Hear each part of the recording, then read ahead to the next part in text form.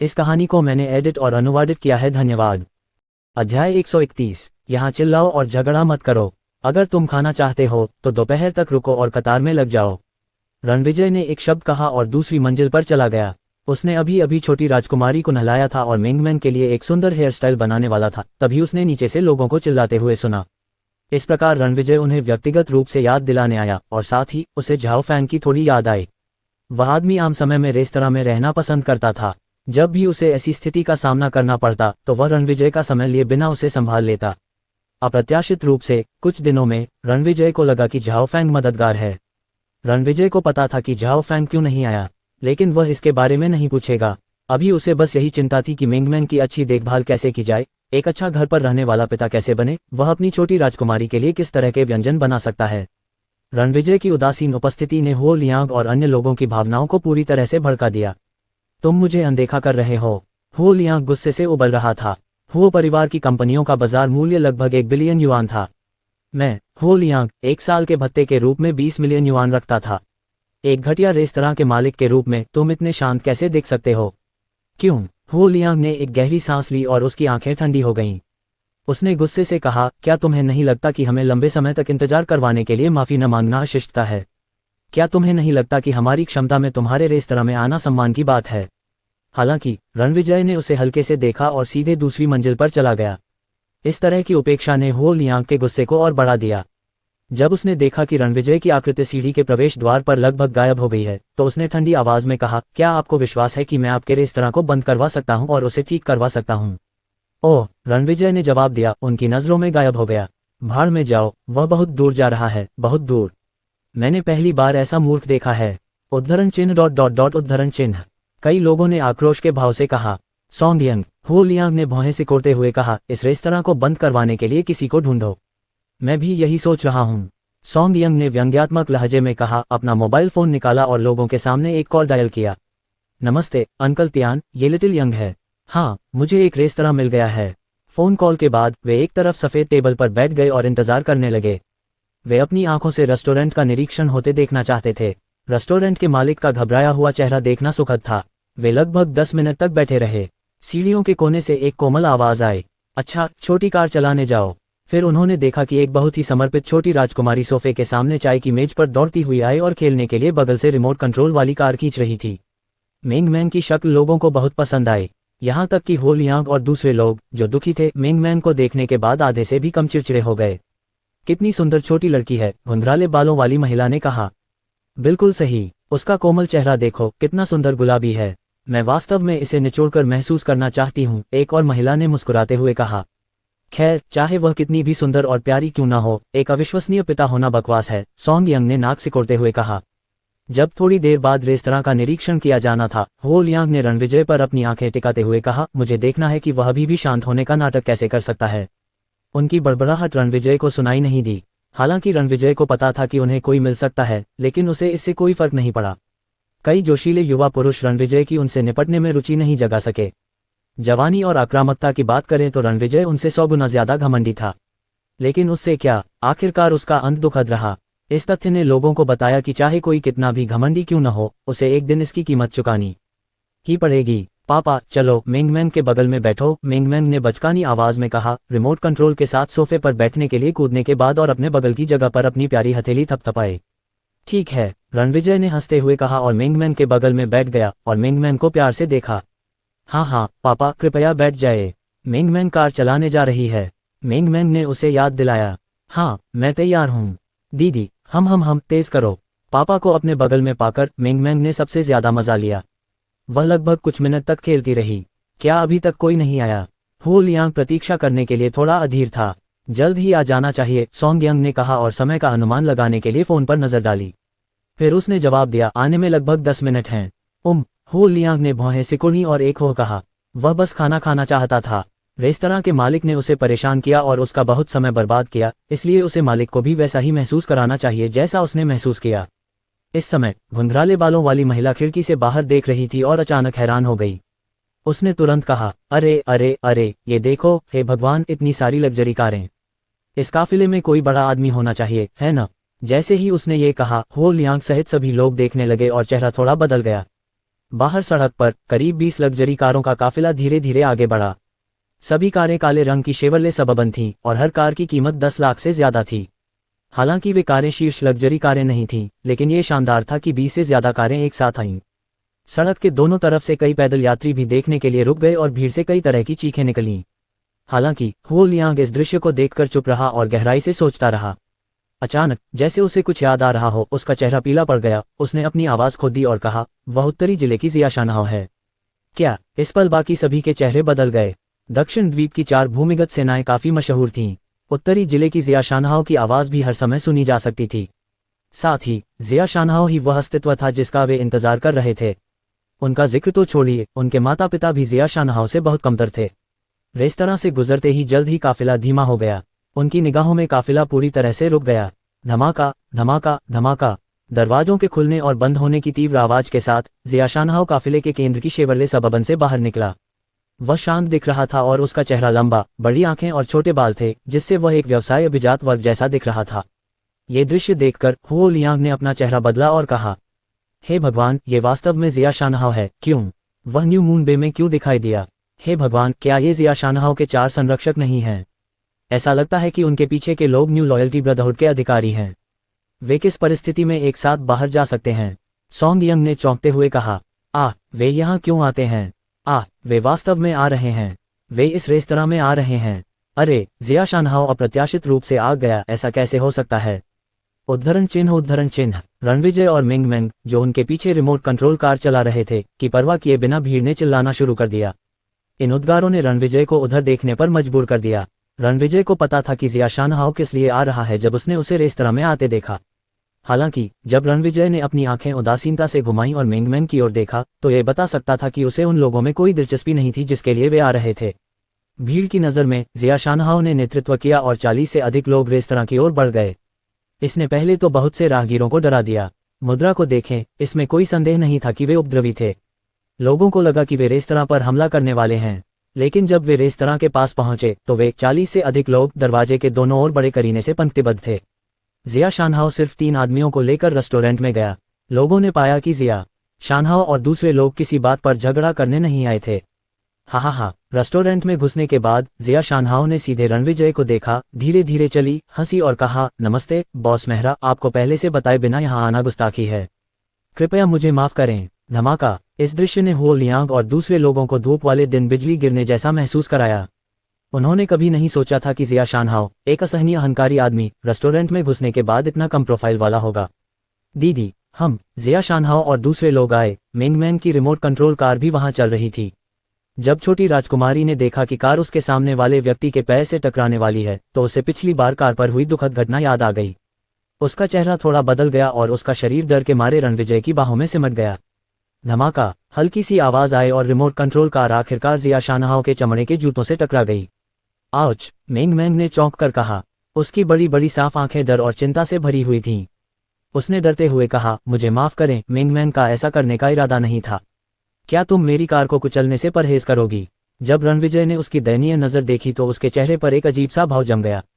वह अपने दांत पीसने से खुद को रोक नहीं पाया, क्योंकि उसे उम्मीद नहीं थी कि बिच्छू द्वारा रिमोट कंट्रोल कार को रौंदने का दृश्य मिंग मेंग के दिल में कुछ छाया पैदा करेगा। मुझे उसे मार देना चाहिए था। रणविजय का मूड अचानक खराब हो गया। उसने जिया शानहाउ को देखा। उसकी आंखों में उदासीनता और थोड़ी सी घृणा ने जिया शानहाउ को वाकई डरा दिया। वह जानता था कि उसके सामने मौजूद राक्षस ने चांगशेंग नाइट क्लब को क्यों रौंदा। नहीं, मैं ऐसा नहीं करूंगा।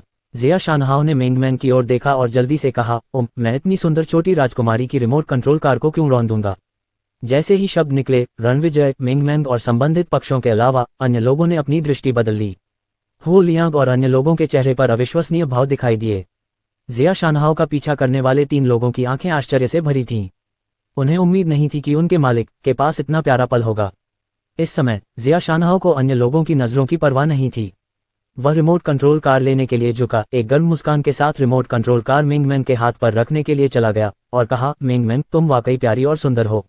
मैंने कार तुम्हें वापस कर दी है। मिंग मेंग ने कहा और थोड़ा चौंक गया। बड़ी स्पष्ट आंखें बिना पलक झपकाए जिया शानहाउ को घूर रही थीं। सद्भावना महसूस करते हुए मिंग मेंग ने रिमोट कंट्रोल कार को अपने हाथ में ले लिया और एक बचकानी मुस्कान के साथ कहा, धन्यवाद। ओह धन्यवाद चाचा। मिंग मेंग के चाचा पुकारने से जिया शानहाउ का मुंह थोड़ा कांप उठा। उसकी उम्र 29 साल थी, जो रणविजय से बहुत ज्यादा थी। उसे एक बड़ा नाम दिया जा सकता था और उसने ऐसा ही करने की योजना बनाई थी। हालांकि जब उसने रणविजय की आंखों को देखा, जिससे उसे दबाव महसूस हुआ, तो वह खुद को चाचा कहने से नहीं रोक सका। अध्याय 132। हा। जिया शानहाओ मिंगमैन को देख रहा था और अपनी आंखों के कोने में रणविजय के हाव भाव को देख रहा था। उसने पाया कि मिंगमैन के हंसने के बाद रणविजय की हंसी नरम पड़ गई। इससे जिया शानहाओ को शांति महसूस हुई। उसने मुस्कुराते हुए कहा, बॉस मेहरा, आपकी बेटी वाकई बहुत अच्छी है। ये सच है, रणविजय ने कहा। वह हमेशा ऐसी प्रशंसा पर सिर हिलाता था। मैंने सुना है कि आपको हाल ही में कुछ परेशानी हो सकती है, इसलिए मैं यहाँ आने की आज़ादी लेता हूँ। एक तरफ मैं आपसे मिलने आया हूँ, दूसरी तरफ मैं आपसे ये पूछने आया हूँ कि क्या आपके पास मेरे साथ सहयोग करने का कोई विचार है। मुझे लगता है कि अब आप स्थिति को जानते हैं। यदि आप मेरे साथ सहयोग करते हैं तो मैं आपसे वादा करता हूं कि आप जो चाहते हैं वह आपको मिल सकता है, जिया शानहाओ ने ईमानदारी से कहा। शब्दों ने हुओ लियांग और एक तरफ खड़े अन्य लोगों को डरा दिया। उन्होंने एक दूसरे को देखा और एक दूसरे की आंखों में आश्चर्य देखा।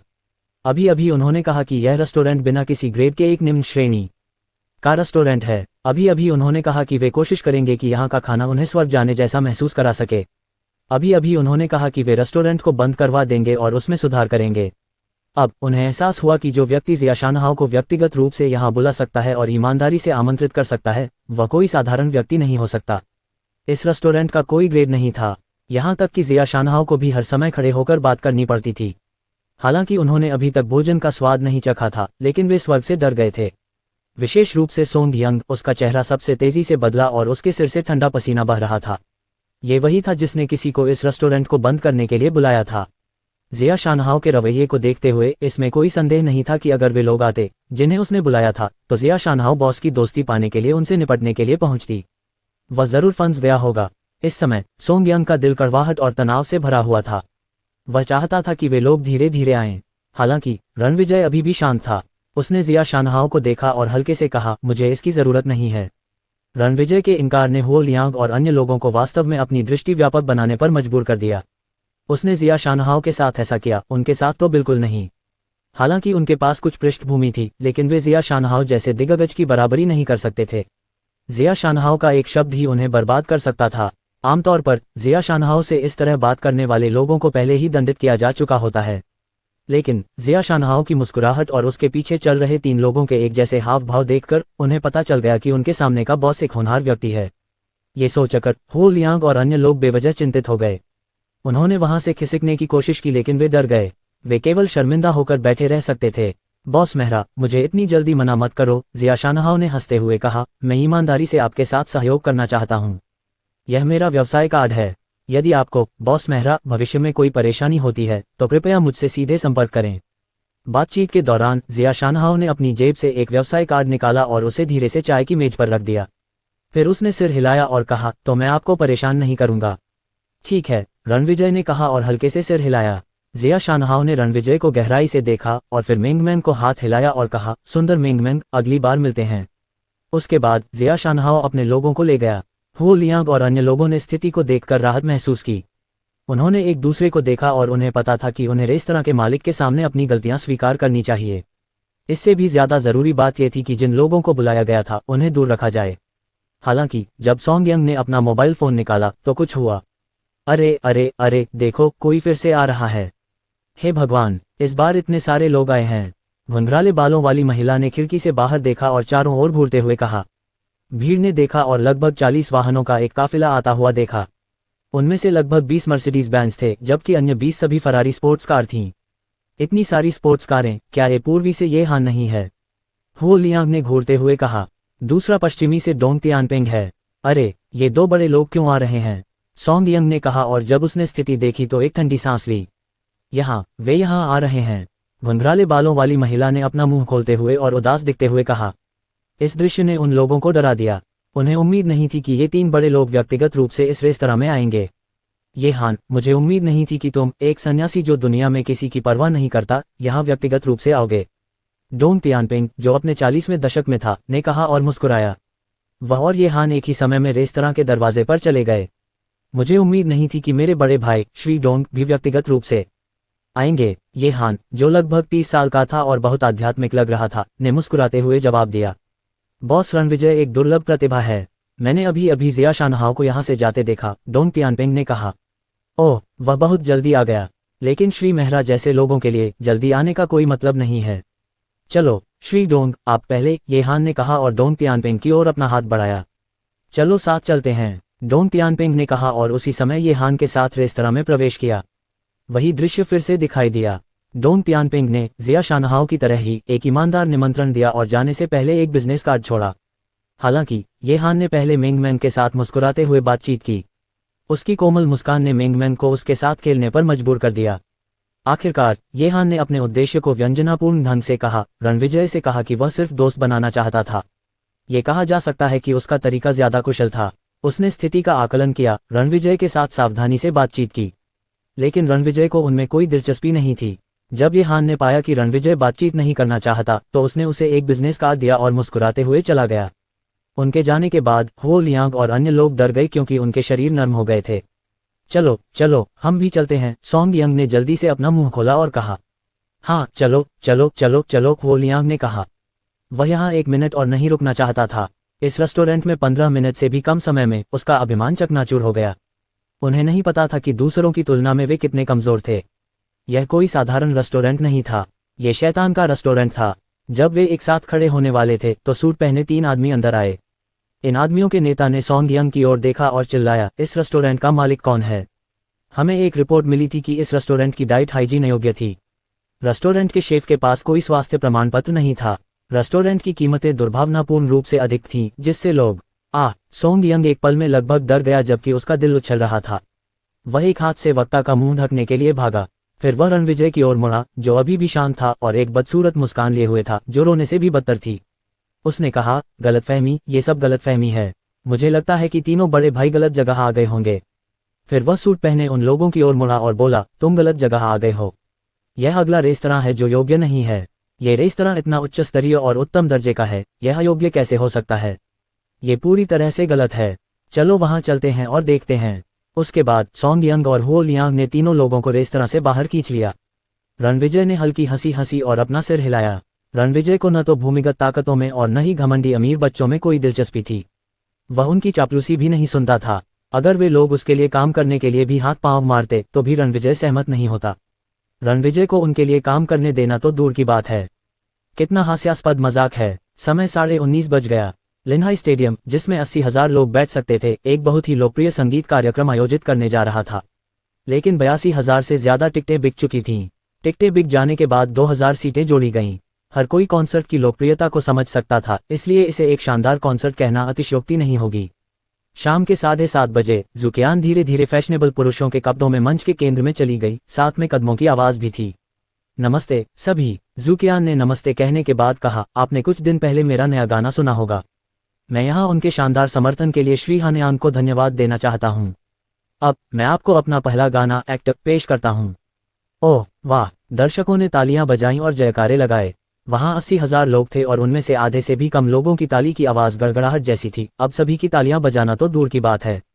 जल्द ही पियानो की धीमी प्रस्तावना सुनाई दी और फिर ज़ुकियान ने शांति से गाना शुरू कर दिया। बस सरल शब्दों में बात करते हैं। कृपया मन की मनस्थिति को अनदेखा करें। आप कोई अभिनेत्री नहीं हैं। ऐसी कोई भी कहानी न बनाएं।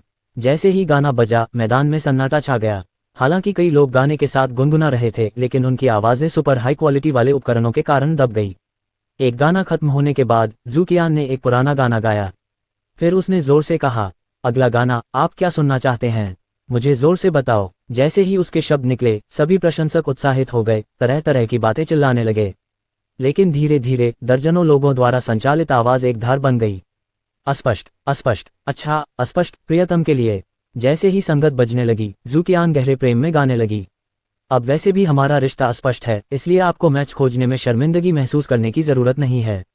पैसे देकर आए लोग अनुभव पर चर्चा करने के लिए लाइन में लग जाते हैं। सुंदर गीतों ने लोगों को मोहित कर दिया। इस समय गीतों की दावत में 80,000 से ज्यादा लोग शामिल थे। लाइव कॉन्सर्ट सुनना वाकई एक अलग तरह का अनुभव था।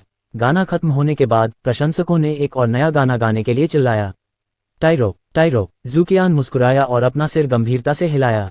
नहीं नहीं नहीं, टाइरो कॉन्सर्ट का आखिरी गाना है। अब आइए मेरे साथ गाने के लिए रहस्यमय मेहमानों का स्वागत करें। हर कोई तालियां बजाता है और स्वागत करता है। जैसे ही उसके शब्द निकले, प्रसिद्ध गायक ली फेंगजी धीरे धीरे बाहर आए। जब वह दिखाई दिया तो तालियां और चीखें गूंज उठीं।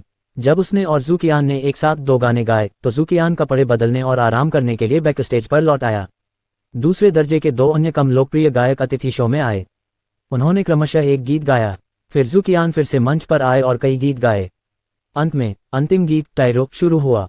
जैसे लहरें पहाड़ियों से टकराती हैं, आप कब तक टिके रह सकते हैं। गीत गाने के बाद ज़ूकियान ने कुछ गहरी सांस ली और धीरे से कहा, यहाँ एक बार फिर आपके आने के लिए धन्यवाद। एक बार फिर श्री हानयान को उनके समर्थन के लिए धन्यवाद। आपको बताने के लिए एक और बात है और यह गायन जगत के लिए एक अच्छी बात है। मुझे कहना होगा, श्री हानयान, जो मेरे 3 नए गीतों के गीतकार हैं, वास्तव में सबसे प्रतिभाशाली गीतकारों में से एक हैं जिन्हें मैंने कभी देखा है। ये 3 नए गीत मेरे स्वयं के गवाह के तहत 2 दिनों में तैयार किए गए थे। अध्याय 133। वह कल्याण की लहर देने वाला है। जो गायक गाने मांगना चाहते हैं वे श्री हानयान के वीबो अकाउंट पर संदेश छोड़ सकते हैं जिसका नाम हानयान है। ऐसा करने से आपको उनके गाने पाने का मौका मिल सकता है। ठीक है, यह एक बहुत ही महत्वपूर्ण बात है जो मैं आपको बताना चाहता हूं। अब यह मेरे संगीत कार्यक्रम का अंत है। धन्यवाद। ज़ूकियान ने अपने हाथ हिलाए और भीड़ भरे प्रशंसकों को झुककर प्रणाम किया, जिससे अभूतपूर्व संगीत कार्यक्रम का अंत हुआ। उस रात ज़ूकियान ने संगीत कार्यक्रम में जो जानकारी दी वह फैल गई। उस संगीत कार्यक्रम में अपना आखिरी गाना बिगिनर समाप्त करने के बाद ज़ूकियान ने जो शब्द कहे वे भी लोगों को पता थे। बेशक ज़ूकियान के कुछ प्रशंसकों के अलावा कुछ संगीतकारों या मीडिया कंपनियों को भी यह खबर मिली। इस समय रॉयल एंटरटेनमेंट कंपनी के प्रबंधन विभाग में मेइकी ने एक अनिर्धारित वीडियो कॉन्फ्रेंस आयोजित की। क्या आपने हानयान वाली बात के बारे में सुना है? मीकी ने सीधे मुद्दे पर बात की। वीडियो में 5 अन्य लोग थे, 4 पुरुष और 1 महिला। वे सभी मीकी के अधीनस्थ थे। पुरुषों में से एक ने सिर हिलाया और कहा, मैंने सुना और मैं अभी उसके वीबो पर देखने गया, पाया कि यह एक नया लागू किया गया अकाउंट है, बड़ा वीक भी नहीं है। मैंने भी इसे देखा है। 20 के दशक के उत्तरार्ध में महिला ने जवाब दिया। संगीत के बारे में केवल एक पोस्ट है। या तो मालिक एक नया वीबो उपयोग करता है या यह एक सहायक खाता है। वैसे भी ये पुष्टि की जा सकती है कि मालिक हानयान है क्योंकि ज़ूकियान ने अभी एक संदेश पोस्ट किया है और उसका उल्लेख किया जा रहा है। भले ही वह वही हो, मुझे लगता है कि हमें जल्दबाजी करने की कोई ज़रूरत नहीं है। आइए पहले स्थिति को देखें। अगर हम लोगों द्वारा कुछ भी लापरवाही से कहने पर कार्रवाई करते हैं तो इससे रॉयल एंटरटेनमेंट कंपनी को शर्मिंदगी ही होगी, एक मध्यम आयु वर्ग के व्यक्ति ने शांति से कहा। ठीक है, आपने जो कहा वह उचित है। जब तक हम चीजों को स्पष्ट नहीं कर लेते तब तक ये पर्याप्त है। चूंकि हानयान ने ऐसा कुछ किया है, इसलिए हमारी कंपनी के सी लिस्ट गायकों को इस वीबो अकाउंट पर जाकर पहले कुछ संदेश छोड़ने दें। अगर हानयान अभी भी बेहतरीन गाने लिख सकता है तो ये लिस्ट गायकों को उससे गाने मांगने दें। चलो रणनीति के अनुसार स्कोर खेलते हैं। यह कोई जल्दबाजी वाली बात नहीं है। मेइकी ने दृढ़ निश्चय के साथ सिर हिलाया। बेशक ऐसा दृश्य सिर्फ मेइकी की रॉयल एंटरटेनमेंट कंपनी में ही नहीं हुआ। इस खबर के कारण देश भर की अन्य मीडिया कंपनियों ने अंतरिम बैठकें की थीं। आखिरकार गुणवत्ता के मामले में तीनों गाने बेहतरीन थे। बढ़िया काम था जिसे बाजार से मिली उत्साही प्रतिक्रिया से दिखाया जा सकता था। इस बीच उनके निर्णय लगभग मेइकी के जैसे ही थे। ए लिस्ट गायकों के पास स्वाभाविक रूप से अपने ब्रांड नाम थे। इसके अलावा हानयान के वीबो अकाउंट का उभरना उनकी नज़र में एक मार्केटिंग की कोशिश की तरह था। अगर कंपनी के ए लिस्ट गायक अकाउंट पर संदेश छोड़ने जाते हैं तो यह अकाउंट मालिक के लिए एक मुफ्त प्रमोशन होता है। और ए लिस्ट गायक कोई भी हो, सबसे पहले संदेश छोड़ने से गायक खुद को थोड़ा सस्ता दिखाएगा। हालांकि हानयान ने 3 बेहतरीन नए गाने बनाए थे, लेकिन लोगों को लगा कि ज़ूकियान के अनुसार 2 दिनों में इन 3 गानों को बनाना बिल्कुल गलत था। ये बड़ी मीडिया और मनोरंजन कंपनियां, जो प्रसिद्ध और प्रमुख थीं, स्वाभाविक रूप से इस मामले में अग्रणी बनने के लिए तैयार नहीं थीं। और उनके विचार में एक गीतकार के लिए कुछ खास करना उचित नहीं था जिसने 3 गाने लिखे, भले ही वह संदेश छोड़ने जैसी छोटी सी बात ही क्यों न हो। बेशक एक अलग तस्वीर भी थी। कंपनियों से संबंधित नहीं स्वतंत्र कलाकार अलग तरह से प्रतिक्रिया दे रहे थे। इस समय मुख्य भूमि के आइस सिटी में एक जोड़ा इंटरनेट से ज़ूकियान के संगीत कार्यक्रम का वीडियो देख रहा था। जब उन्होंने अंत देखा तो उनके चेहरों पर कुछ उत्साह था। क्या वाकई एक संदेश छोड़ने से आपको बढ़िया गाने मिल जाएंगे? ये जोड़ा एक संगीत युगल था। पुरुष का नाम वेई चेंगडोंग था और महिला का नाम जूलान था। उनके बैंड को WX ग्रुप कहा जाता था, जिसका नाम उनके उपनामों के बड़े अक्षरों के नाम पर रखा गया था। वे कभी कभी इंटरनेट पर गाने प्रकाशित करते थे। कई संगीत सॉफ्टवेयर पर उनके प्रशंसकों की संख्या 10,000 से भी कम थी, जिससे वे काफी दबाव में भी थे। अब वे दोनों उस गीतकार की भलाई से आकर्षित थे जिसने ज़ूकियान के लिए 3 उच्च गुणवत्ता वाले गाने बनाए थे। जाओ और उसके वीबो को देखो। जूलान ने जल्दी से अपना नोटबुक कंप्यूटर खोला और हानयान शब्द खोजा। अरे क्या ये वही है? इसमें प्रोफाइल चित्र भी क्यों नहीं है? वेई चेंगडोंग ने कुछ उलझन में कहा। बस इतना ही। नीचे जूकियान का संदेश देखें। जूलान ने नीचे देखा और स्क्रीन की ओर इशारा किया। ये सच है। वेई चेंगडोंग ने इसे ध्यान से देखा और ईर्ष्या भरे लहजे में कहा, एक शीर्ष गायक की भागीदारी के साथ प्रचार प्रभाव अलग होता है। कॉन्सर्ट के केवल 2 घंटे बाद इसके 50,000 से अधिक प्रशंसक हो गए। ये सोचकर कि उनके पास केवल 3,000 से अधिक प्रशंसक हैं, वे कुछ हद तक उदास होने से नहीं बच सके।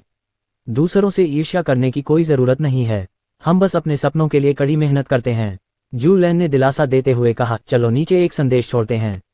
हाँ, ठीक है। वेई चेंगडोंग ने अपने दिमाग को ताज़ा करने के लिए अपना सिर हिलाया और कहा, हमें क्या लिखना चाहिए? इस तरह लिखो, प्रिय हानयांग। नहीं नहीं, अधिक सम्मान और गंभीरता के साथ। वेई चेंगडोंग ने बार बार अपना सिर हिलाया। उसे अपनी प्रेमिका द्वारा अन्य पुरुषों को प्रिय कहने से असहज महसूस हुआ। जू लैन ने मुस्कुराते हुए उसकी ओर आंखें घुमाते हुए कहा, तो इसे सम्मानित कहो। क्या ये ठीक है? फिर जू लैन ने हानयांग के वीबो पर एक वाक्य लिखा, सम्मानित श्री हानयांग, मैं संगीत जोड़ी WX ग्रुप का सदस्य हूँ, जो बहुत कम लोकप्रियता वाला समूह है। संगीत हमारा सपना है। हमने जू कियान का संगीत कार्यक्रम देखा और आपने जो कहा उसका अंदाजा लगा लिया। हम पूरी उम्मीद करते हैं कि हमें श्री हानयांग के गाने मिल जाएं। हालांकि गाने उपलब्ध हो या न हो, हम श्री हानयांग के बेहतर करियर की कामना करते हैं। जब संदेश भेजा गया तो वेई चेंगडोंग और जू लैन ने एक दूसरे को देखा और मुस्कुराए। वास्तव में उन्हें लगा कि उन्हें गाना मिलने की संभावना बहुत कम है, क्योंकि आखिरकार उनकी लोकप्रियता बहुत कम थी और उन्हें यह भी लगता था कि श्री हानयांग का कदम खुद का नाम बनाने के लिए था। निस्संदेह उनके लिए कुछ लोकप्रिय A लिस्ट और B लिस्ट गायकों को खोजना जरूरी था, इसलिए यह बहुत कम संभावना थी कि ऐसा कुछ उन पर गिरेगा। हालांकि जब तक उम्मीद की किरण थी, वे कोशिश करते थे। ये भावना लॉटरी जीतने की कोशिश करने जैसी थी। उनके जैसे कई और मामले भी थे।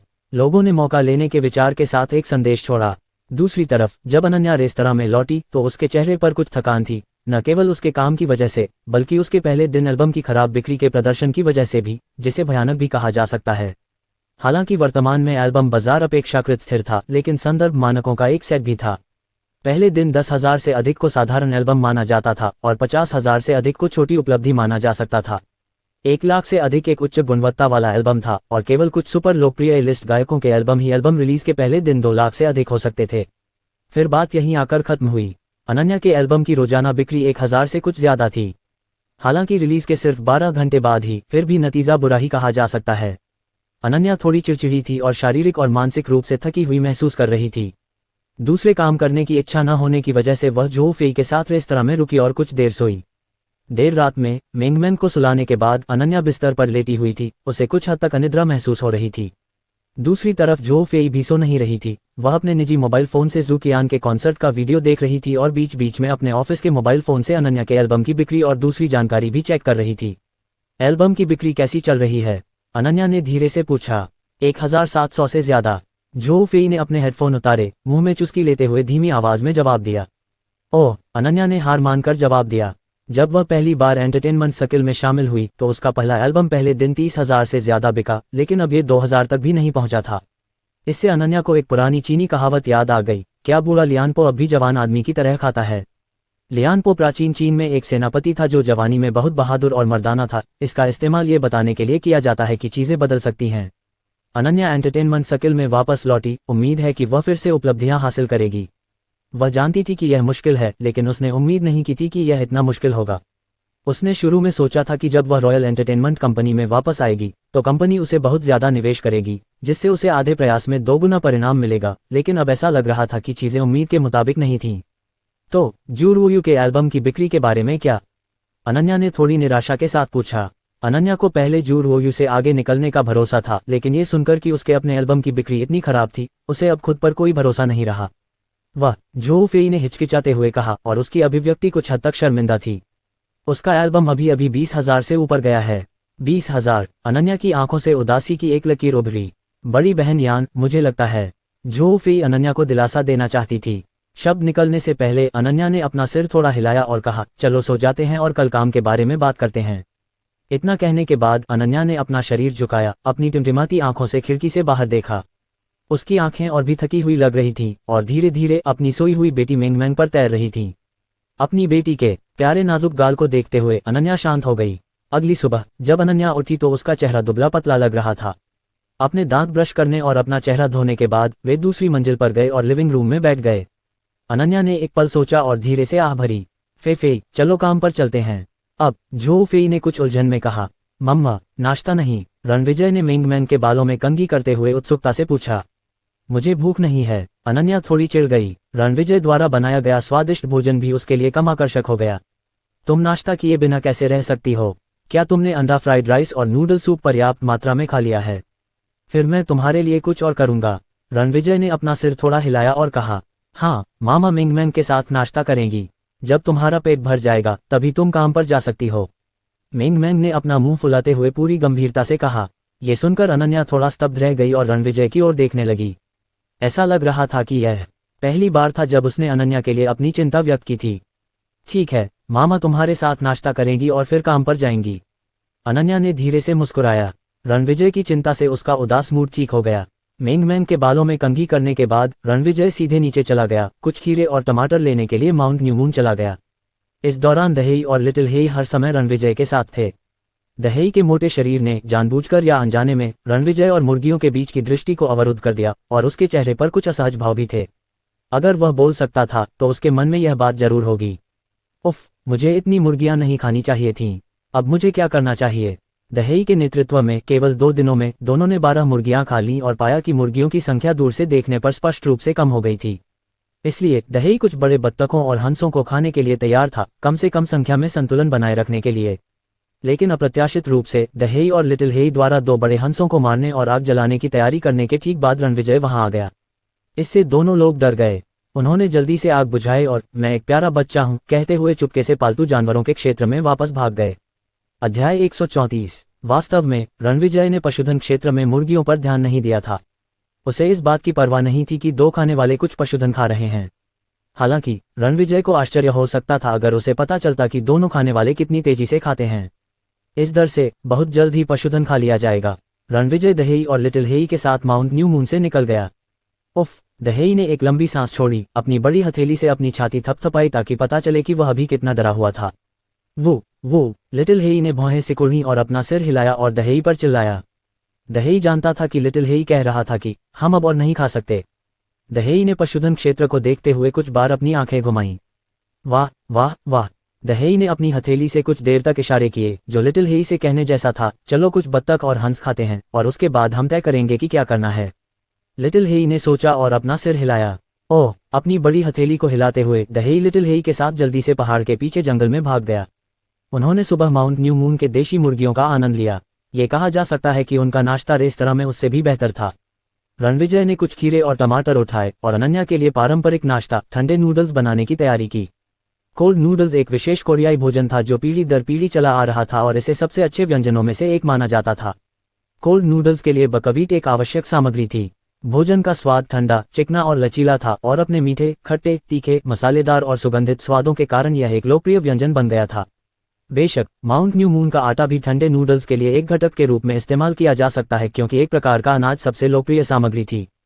ठंडे नूडल्स को आटे के ठंडे नूडल्स, एक प्रकार का अनाज के ठंडे नूडल्स, मकई के ठंडे नूडल्स, आलू के गूदे के ठंडे नूडल्स, आलू के आटे के ठंडे नूडल्स आदि में वर्गीकृत किया जा सकता है। उनमें से एक प्रकार का अनाज के ठंडे नूडल्स अपेक्षाकृत अधिक नाजुक थे। रणविजय ने जो बनाने की योजना बनाई थी वह आटे के ठंडे नूडल्स थे। रणविजय ने देखा था कि अनन्या दुबली पतली थी और उसे भूख नहीं लगती थी, इसलिए उसने कुछ ऐसा खाना बनाने का फैसला किया जो उसके स्वाद को उत्तेजित करे।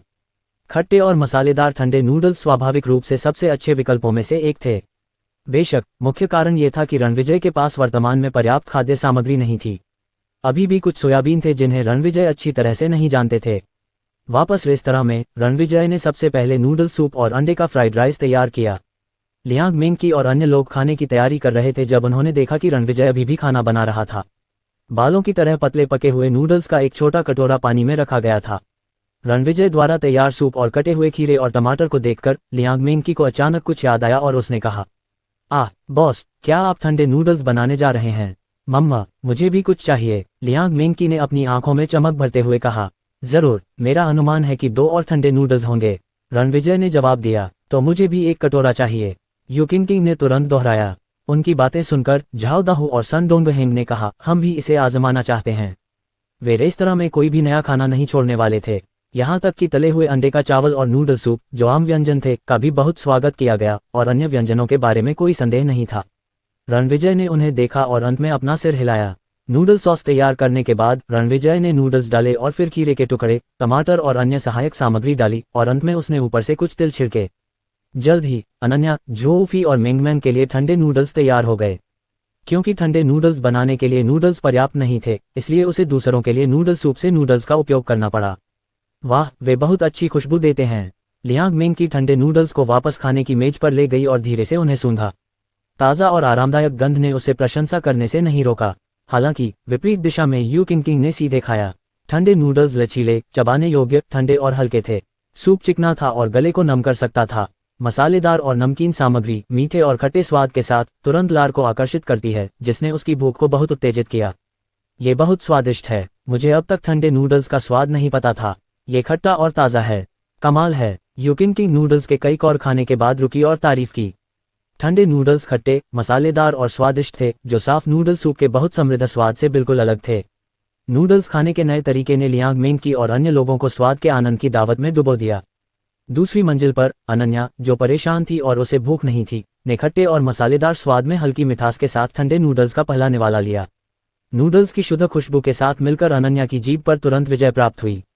वह अपनी सारी चिंताएं भी भूल गई और उसका पूरा शरीर और दिमाग इस नाश्ते में डूब गया। ममम। ठंडे नूडल्स खाने के बाद अनन्या ने अपनी खूबसूरत चमकती आंखों से रणविजय को देखा और मुस्कुराते हुए कहा, ये स्वादिष्ट है। तुम कमाल हो। मैं दूसरों के हाथ का बना कोई भी खाना नहीं खा सकती। ओह। मेंगमेंग ने यह सुनकर ऊपर देखा और अपनी चमकीली बड़ी आंखों से गंभीरता से कहा, मेंगमेंग, ओह, बहुत समय से दूसरों का बनाया खाना नहीं खा सकती। मेंगमेंग को सिर्फ पापा के हाथ का बना खाना पसंद है। माँ को भी पापा के हाथ का बना खाना पसंद है। क्यों नहीं, माँ और मेंगमेंग दोनों को पापा पसंद हैं। अनन्या अपनी बड़ी आंखों की चमक से चिढ़ गई। उस समय उसमें रणविजय की आंखों में देखने की भी हिम्मत नहीं थी। उसने अपना सिर थोड़ा नीचे किया और अपनी शर्म को शांत किया और अपना हाथ आगे बढ़ाकर मेंगमेंग के छोटे से चेहरे को धीरे से चुटकी ली। माँ को काम पर जाना है। मेंगमेंग को घर पर अच्छा व्यवहार करना चाहिए। ओह, मेंगमेंग और पापा बहुत अच्छे बच्चे हैं। मेंगमेंग ने अपने छोटे से मुंह को फुलाते हुए वादा किया। तो माँ को एक चुंबन दे दो। अनन्या ने अपना गोरा गाल मेंगमेंग के पास ले गई। मुआ मुआ मुआ। मेंगमेंग के कोमल छोटे होंठों ने अनन्या के चेहरे को कई बार चूमा। हालांकि जो फेई ने मेंगमेंग से उसे चूमने के लिए नहीं कहा, क्योंकि वह जानती थी कि क्षुद्र रणविजय मेंगमेंग को उसे चूमने नहीं देगा। मेंगमेंग द्वारा चूमे जाने के बाद अनन्या ने थोड़ा मुस्कुराया, एक हल्के गुलाबी रंग की टोपी और काले धूप का चश्मा पहना और जो फेई के साथ बाहर जाने के लिए नीचे चली गई। वे आज पहले ही चले गए थे, इसलिए रेस्तरां में अभी भी कई मेहमान थे, यहाँ तक कि लियांग मिंग की और अन्य लोग भी अभी तक नहीं गए थे। लोगों की नज़रों के सामने आकर्षक अनन्या ने बाहर की ओर शान से नेतृत्व किया। उसका फिगर और नाजुक गाल, साथ ही सेक्सी पतले होंठ, सभी बेहद खूबसूरत सुंदरता का आभास देते थे। क्या तुमने उस खूबसूरत महिला को देखा है? वह इस रेस्तरां की परिचारिका है। अरे वाह, उसकी लंबी टांगें तो देखो कितनी आकर्षक हैं। यह विश्वास करना वाकई मुश्किल है कि उसने पहले ही एक बच्चे को जन्म दे दिया है। उसका शरीर वास्तव में अद्भुत है। उद्धरण चिन्ह ... उद्धरण चिन्ह। भीड़ की फुसफुसाहट में अनन्या मर्सिडीज S600 पर सवार होकर रेस्तरां से बाहर चली गई और फिर कार धीरे धीरे पार्किंग स्थल से बाहर निकल गई।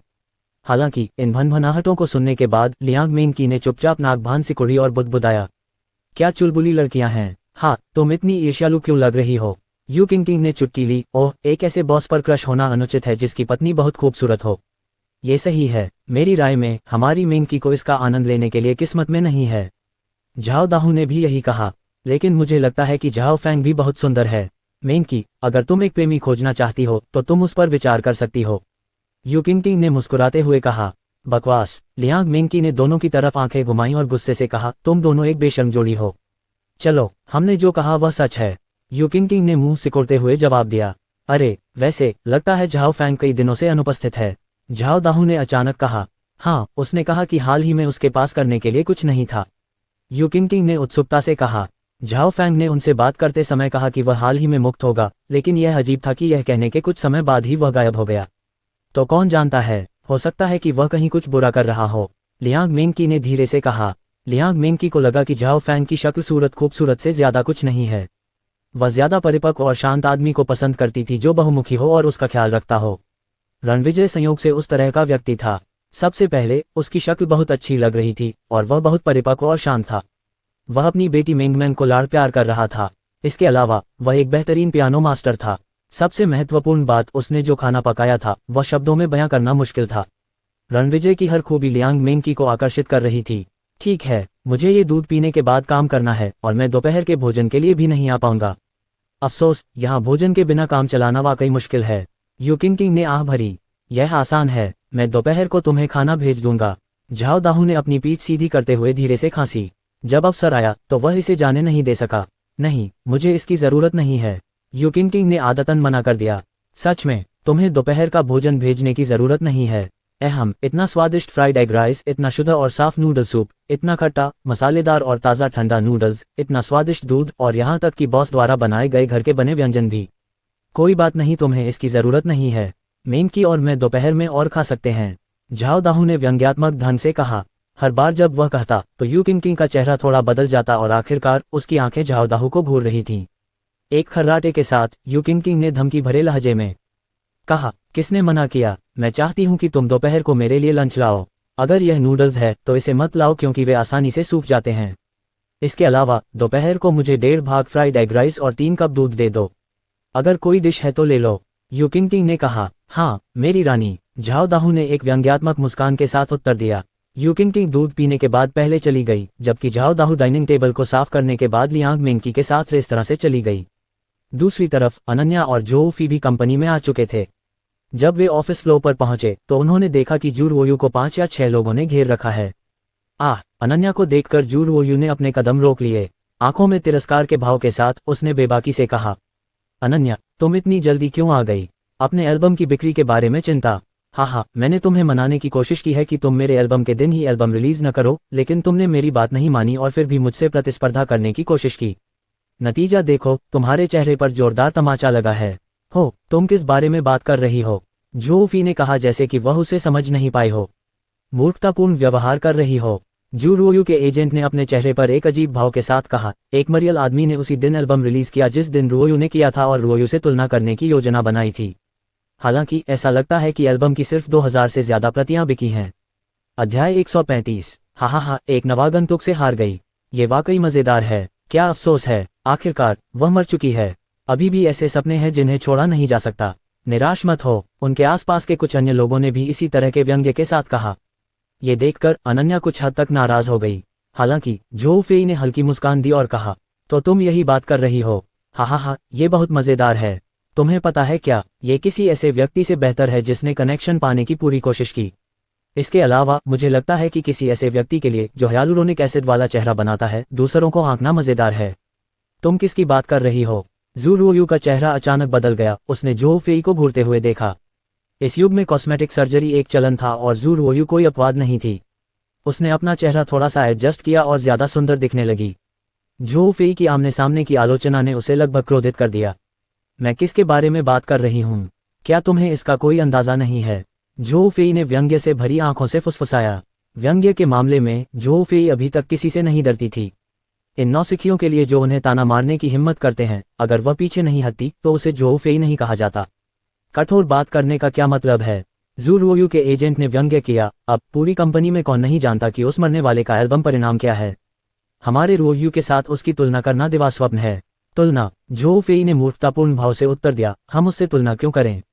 ऐसा लगता है कि किसी के पास मरने की योग्यता भी नहीं है। तुलना करने का क्या मतलब है? आखिरकार किसी का क्षितिज बहुत कम है, बस क्या? ओह हाँ, एक कुएं का मेढक या एक विदूषक। वास्तव में उसका वर्णन करने के लिए एक विदूषक का उपयोग करना काफी उपयुक्त है। हाँ, ये बिल्कुल वैसा ही है जैसे एक ही पंख वाले पक्षी एक साथ झुंड में रहते हैं और एक समूह के लोग एक साथ इकट्ठा होते हैं। बड़ी बहन यान, चलो, कुछ बेवकूफ गायों के लिए पियानो बजाने का कोई मतलब नहीं है। जोऊ फेई की तीखी जुबान ने जू रोयू और अन्य लोगों को काफी परेशान कर दिया। उनके भावों को देखकर अनन्या को कुछ हद तक अच्छा लगा। जोऊ फेई की बातें सुनकर उसने सिर हिलाया और एक ऐसे अवसर पर कहा जो वह आमतौर पर नहीं बोलती, तुम सही हो। ये कहने के बाद अनन्या और जोऊ फेई कार्यालय चले गए। तुम जू रोयू गुस्से से घुट गई। दिलचस्प है, मैं वास्तव में नहीं जानती कि 2000 रिकॉर्ड की बिक्री के साथ वह इतनी आत्मविश्वासी कैसे हो सकती है, और वह बिक्री मात्रा वास्तव में गोना शब्द के योग्य है। जू रोयू के एजेंट ने दूर से उपहास किया। इस वाक्य ने अनन्या की अभिव्यक्ति को भी थोड़ा विराम दिया। हालांकि जोऊ फेई अभी मौखिक लड़ाई में थोड़ा बेहतर था, लेकिन तथ्य ये था कि अनन्या की बिक्री वास्तव में बहुत खराब थी। कार्यालय में वापस आकर अनन्या अपनी आंखें बंद करके कार्यालय की कुर्सी पर बैठ गई और धीरे से आह भरी। बड़ी बहन यान, उन लोगों से नाराज मत हो। वे खुद को क्या समझते हैं? कौन नहीं जानता था कि जू रोयू को ली चेंग के साथ सोने से ये संसाधन मिलते हैं। वह वास्तव में एक मजाक है। झू फेई ने गुस्से से कहा, इसे भूल जाओ, उनसे बहस मत करो। अनन्या ने एक गहरी सांस ली और झू फेई और खुद से कहा। फिर उसने अपनी आंखें खोलीं, उनमें अभी भी एक धुंधली सी रोशनी थी। वह दूसरों से झगड़ना पसंद करने वाली नहीं थी। वह एक अमीर परिवार में पली बड़ी थी। उसका परिवार अमीर और मजबूत था, लेकिन इस वजह से अनन्या को शुरू में उसके परिवार ने स्टार बनने से रोक दिया था। अनन्या परिवार की सबसे खूबसूरत लड़की थी। वह स्टार कैसे बन सकती थी? लेकिन यह अनन्या का सपना था। उनके हतोत्साहित होने के बावजूद वह एंटरटेनमेंट सर्कल में घुलने मिलने के लिए हांगकांग आ गई और यहाँ तक कि अपने परिवार के साथ भी उसकी अनबन हो गई। हालांकि उसके माता पिता अभी भी उसकी परवाह करते थे, लेकिन वे बहुत ज्यादा मदद नहीं कर सकते थे क्योंकि परिवार के बहुत सारे नियम थे। आखिरकार चौथे साल में अनन्या एक पॉप स्टार बन गई और उसके प्रति उसके परिवार का रवैया थोड़ा नर्म हो गया। आखिरकार एक बड़े परिवार ने करियर को अपनी प्राथमिकता बना लिया था और उसके पिता केवल एक वरिष्ठ कार्यकारी थे, नेता नहीं, इसलिए उनकी आवाज का इतना महत्व नहीं था। लेकिन किसने सोचा होगा कि वह बाद में रणविजय से मिलेगी। फिलहाल अनन्या खुद को फिर से साबित करना चाहती थी, लेकिन उसे ऐसी बुरी स्थिति का सामना करने की उम्मीद नहीं थी। शुरू में उसने मान लिया था कि एल्बम पहले दिन 10,000 को पार कर जाएगा, लेकिन परिणाम उसकी उम्मीद का केवल 5वां हिस्सा था। अनन्या के ध्यान के दौरान उसके कार्यालय की मेज पर टेलीफोन की घंटी बजी। फोन उठाने के बाद अनन्या ने सकारात्मक जवाब दिया, खड़े होकर कहा, बड़ी बहन मेई ने मुझे वहां जाने के लिए कहा। ओह, तो मैं तुम्हारे साथ वहां जाऊंगी। बूढ़ी चुड़ैल तुम्हें शर्मिंदा कर सकती है। झू फी ने चिंतित होकर कहा, नहीं, मैं अकेले जा सकती हूँ। अनन्या ने अपना सिर थोड़ा हिलाया और अकेले ही मेईकी के कार्यालय में चली गई। इस समय मेईकी अभी भी कंप्यूटर पर फाइलों को संसाधित कर रही थी। जब उसने अनन्या को देखा तो उसने लापरवाही से कहा, बैठो और एक पल रुको जब तक मैं फाइलें समाप्त नहीं कर लेती। अनन्या लगभग 20 मिनट तक चुपचाप बैठी रही। अनन्या को थोड़ा आश्चर्य हुआ क्योंकि जब वह मशहूर थी तब मीकी ने उसे कभी इंतजार करने के लिए नहीं कहा था। उन दिनों वह और मीकी अच्छी दोस्त भी थीं। विदेश से लौटने के बाद इस बार उसने रॉयल एंटरटेनमेंट कंपनी को क्यों चुना, इसका एक कारण मीकी भी थी, लेकिन अब चीजें बदल गई थीं और सब कुछ पहले जैसा नहीं था। अनन्या, आखिरकार मीकी ने अपने दस्तावेज पूरे किए। उसने अनन्या की ओर देखा, मुस्कुराई और बोली, क्या तुम्हें अपने नए एल्बम की पहले दिन की बिक्री के बारे में पता है? हाँ, तुम्हें कैसा लग रहा है? मीकी ने आराम से और सहज स्वर में पूछते हुए कुर्सी पर झुक गई। अनन्या ने झिझकते हुए धीरे से कहा, इस बार मैं बहुत अधीर हूँ। गाने बहुत अच्छे से तैयार होने चाहिए। ये सच था कि इसे अच्छी तरह से तैयार किया जाना चाहिए, लेकिन सबसे महत्वपूर्ण बात यह थी कि उनके पास चुनने के लिए बेहतरीन गाने होने चाहिए। बेशक मीकी को यह पता था। उसने अनन्या को घूरते हुए एक पल के बाद धीरे से आह भरते हुए कहा, अनन्या, कृपया मुझे दोष मत दो। मैं भी तुम्हारी मदद करना चाहती हूँ और मैंने पहले की तरह तुम्हारे लिए कुछ गाने मांगने के बारे में भी सोचा है, लेकिन अब मैं निर्देशक हूँ। जितना ऊंचा पद है उतनी ही चिंताएं हैं, इसलिए तुम्हें ज्यादा चिंतित नहीं होना चाहिए। मैं भविष्य में तुम्हारे हक के लिए लड़ूंगी। धन्यवाद, बड़ी बहन मेई। अनन्या ने थोड़ा सिर हिलाया। आपका स्वागत है। मेकी मुस्कुराई और गंभीरता से बोली, अनन्या, एंटरटेनमेंट सर्किल पहले से अलग है। अगर तुम इस रास्ते पर आगे बढ़ना चाहती हो तो तुम्हारे संपर्क बहुत जरूरी हैं। बड़ी बहन मेई को लगता है कि तुम मिस्टर ली से बात करने की कोशिश कर सकती हो। बेशक मैं उस तरह के संपर्क की बात नहीं कर रही हूँ। दोस्त बनो। संक्षेप में, एक और दोस्त का मतलब एक और रास्ता है। हालांकि कंपनी में मिस्टर ली के बारे में कई अफवाहें हैं और उन्होंने कई गर्लफ्रेंड बनाई हैं, लेकिन वे सभी स्वैच्छिक थीं। वास्तव में उनके मन में कोई बुरे विचार नहीं हैं। मुझे पता है, बड़ी बहन मेई। ठीक है, ये जानकर अच्छा लगा। परेशान मत हो, ये सिर्फ एक कोशिश है। लोगों के लिए ये जानना भी बहुत जरूरी है कि तुम वापस आ गई हो। बाद में मैं प्रचार के लिए 2 कार्यक्रम आयोजित करूंगी। मैं तब जो फेई को सारी बातें बता दूंगी। मेकी ने चेहरे पर मुस्कान के साथ कहा, धन्यवाद। ठीक है। मेकी ने सिर हिलाया और अनन्या को प्रोत्साहित करने वाली मुस्कान दी। अनन्या खड़ी हुई और बाहर की ओर चली गई। जब उसने दरवाजा खोला और कुछ कदम चली तो ली चेंग दूसरी तरफ से आया। अरे अनन्या, ली चेंग ने अपनी आंखें सिकोड़ लीं और आगे बढ़ गया। उसके चेहरे पर चिंता के भाव थे। उसने कहा, मैंने एल्बम के बारे में सुना है। अनन्या, इसकी चिंता मत करो। ये तुम्हारी वापसी की खबर को रिलीज करने के लिए अच्छा है। 2 नई फिल्में हैं जिनके लिए 2 महीने में अभिनेताओं का चयन करना है। मैं देखूंगा कि मैं तुम्हारे लिए कोई हीरोइन ढूंढ पाता हूं या नहीं। धन्यवाद ली, मुझे कुछ काम निपटाना है। मिलते हैं। अनन्या ने हल्के से सिर हिलाया और सीधे चली गई। ली चेंग ने अनन्या की पीठ की ओर देखा। उसके मुंह के कोनों पर एक सार्थक मुस्कान थी। उसने दरवाजा धक्का दिया और सीधे मीकी के दफ्तर में चला गया। आराम से सोफे पर बैठ गया और पूछा, कार्यक्रम के लिए चीजें कैसी चल रही हैं? मैंने अनन्या के लिए 2 कार्यक्रम तैयार किए हैं। वे काम करेंगे। ये 2 कार्यक्रम उसके अभिमान को तोड़ने के लिए पर्याप्त हैं। मीकी ने हल्के से मुस्कुराया। यह अच्छा है, मैंने उसे सिर्फ तुम्हारे साथ जुड़ने के लिए प्रोत्साहित किया और जब उसे वास्तविकता का एहसास होगा तो वह तुम्हारे हाथ से बच नहीं पाएगी, छोटी सेक्स पागल। मीकी ने हंसते हुए कहा। यह बहुत अच्छा है, ली चेंग ने आंखें सिकोड़कर मुस्कुराते हुए कहा, उसे नीचे ले जाओ और मैं याद रखूंगा कि तुमने क्या किया है। आहा, अनन्या को नहीं पता था कि वह एक लंबे समय से नियोजित साजिश की ओर कदम बढ़ा रही थी। उसने ये भी नहीं सोचा था कि ली चेंग उसे पाने के लिए मेकी के साथ मिलीभगत करेगा। जब वह अपने कार्यालय में वापस जाती थी तो उसे हमेशा कुछ आवाज़ें सुनाई देती थीं। इन शत्रुतापूर्ण टिप्पणियों के कारण अनन्या उन्हें पूरी तरह से अनदेखा नहीं कर पाती थी। अगर यह 1 या 2 दिन तक चलता तो अनन्या उन्हें अनदेखा कर सकती थी, लेकिन जमा हुई टिप्पणियों ने उसे शारीरिक और मानसिक रूप से वास्तव में थका दिया। दूसरी ओर मेंगमैन पूरी सुबह पहली मंजिल की लॉबी में इधर उधर खेल रही थी। वह कुछ देर कठपुतलियों के साथ खेली, फिर कुछ देर रिमोट कंट्रोल वाली कारों और खिलौनों के साथ। वह इतनी केंद्रित थी कि रणविजय को उसके साथ जाने की भी जरूरत नहीं थी। तो रणविजय काउंटर पर गया, अपना लैपटॉप चालू किया और नए नए पंजीकृत वीबो अकाउंट में लॉग इन किया। इसे देखना ही उसे चौंका देने के लिए काफी था। रजिस्टर होने के 2 दिन बाद ही जिस अकाउंट पर कोई प्रोफाइल फोटो नहीं थी, उसने 100,000 से ज्यादा प्रशंसकों को आकर्षित कर लिया था। बेशक ज़ूकियान इसका सबसे बड़ा कारण था। न्यूज़ रिलीज के नीचे मैसेज बोर्ड खोलने पर उसने पाया कि उसमें बहुत सारे संदेश थे। हालांकि कोई प्रसिद्ध गायक या यहाँ तक कि लोकप्रिय गायक भी नहीं थे। हालांकि रणविजय को लोकप्रियता की परवाह नहीं थी, उसे सिर्फ पिछली सदी में रिलीज हुए गानों की परवाह थी जिन्हें वह सुनना पसंद करता था। इसलिए रणविजय ने संदेशों को सहजता से देखा। एक पल के लिए देखने पर रणविजय ने पाया कि संदेश छोड़ने वाले कई लोग उसके लिए अज्ञात थे, लेकिन उनके शब्द विनम्र थे। नमस्ते श्री हन्यांग, मैं गायक XX हूँ। श्री हन के बेहतरीन काम को सुनने के बाद मुझे लगता है कि यह बहुत बढ़िया है। इसलिए मैं श्री हन से संगीत का एक टुकड़ा मांगना चाहता हूँ और उम्मीद है मैं इसे प्राप्त कर सकता हूँ। उनमें से अधिकांश विनम्र थे, लेकिन जाहिर है कुछ अलग थलग भी थे। ये स्पष्ट नहीं था कि वे गायक थे या नहीं। वे आमतौर पर इस तरह कहते थे, नमस्ते भाई हन्यांग, मैं गायक डा चाओजी हूँ। क्या आप मेरे लिए एक गाना बना सकते हैं दोस्त? आपसे सुनने के लिए उत्सुक हूँ। मुआ, बड़े भाई हन्यांग, मुझे आपके गाने बहुत पसंद हैं। क्या आप मुझे कोई गाना दे सकते हैं? मैं सुंदर, प्यारी और सेक्सी हूँ। मैं आपको अपनी निजी तस्वीरें भेज सकती हूँ, बशर्ते आप मुझे कोई गाना भेजें। उफ, मुझे बहुत शर्म आ रही है। रणविजय को संदेह था कि यह आदमी है या औरत। हन्यांग, मुझे एक गाना दो और मैं तुम्हें पूरी दुनिया में मशहूर कर दूंगा। रणविजय को नहीं पता था कि ये सारे राक्षस कहाँ से आए हैं। जब उसने ये तुच्छ संदेश देखे तो वह बस हल्के से मुस्कुराया।